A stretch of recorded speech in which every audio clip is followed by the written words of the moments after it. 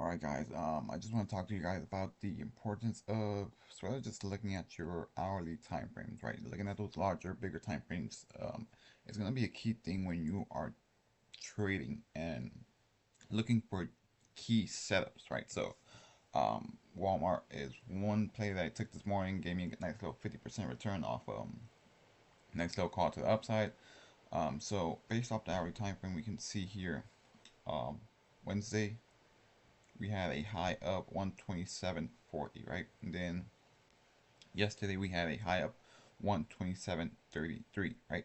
So just looking at that, you can see that we've had slight resistance right around that area, right? So when I saw that is, especially going into today, when I looked at the 5 minute time frame, I can see that um, this morning we were sort of just hanging right around that area, right? Having a nice little resistance right around that 127.20 area, right? And when you're looking at the 5 minute time frame as well, you start to be able to see maybe possible patterns or certain things being created as well, right? So uh, when I looked at that, I saw the 5 minute time frame. We had a nice little push up in the morning, had slight resistance right at that 127.20. Over here again, 127.20. So you're seeing physically that resistance right around the area, right? Had a nice little pullback.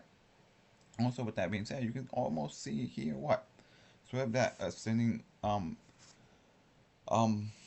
pattern here as well, where you're seeing us having trouble breaking above that 127.22. You see, so that sort of is what I was looking at here for today, right? So I was looking at to see, okay, can we break above this area, right? So when I saw this forming here is when I took the 128 calls to the upside, right? So reason why I took the 128 calls as well, go back into that hourly time frame, right, is because of Tuesday. That was Tuesday's high of day. You see, 128.04, right? And then Wednesday and Thursday, we were trading what? Well below Tuesday's 128 area, and as well as seeing resistance at that 127.40 for Wednesday, and on Thursday yesterday 127.33. We're seeing resistance right around there doing what?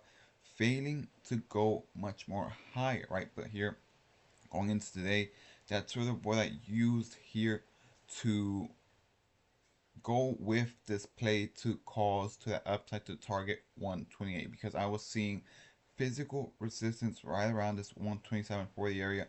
And even as we looked into that 5 minute time frame as well, lining up with the pattern that was forming here, right?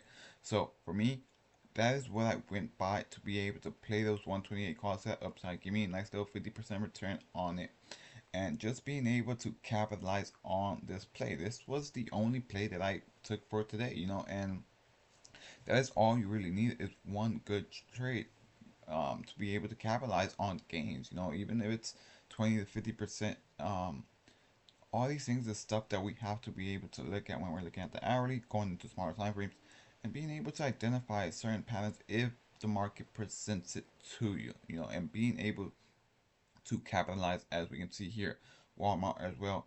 You can see how Walmart is what, 127.96 is high update currently at right around noon. You see, so just being with that said, those options for me, I got in at 0.13, so $13 per contract, and going up all the way up into, I believe today we saw a high of roughly almost like 35, 38, um, on it, right? So it being Friday as well, those contracts will decay as we near toward the end of the day as well, guys. So definitely things to look at when we are looking at these certain things, going from smaller time frames to bigger time frames, and just looking at those key areas that you are seeing physical resistance or physical supports, or even patterns forming throughout the intraday trade session for you to be able to capitalize on these things as well, guys. So hopefully this gives you some insight on the importance of looking at your bigger time frame, such as your hourly time frame. That's one of the things that I personally like to use, is that hourly time frame, and going into um, smaller time frames such as a 5 minute, because that's going to be my intraday trade time, and when I'm able to see certain things being made on the intraday trade time, small time frames, 5, 15, whatever it may be, you're able to capitalize and see certain things to be able to what?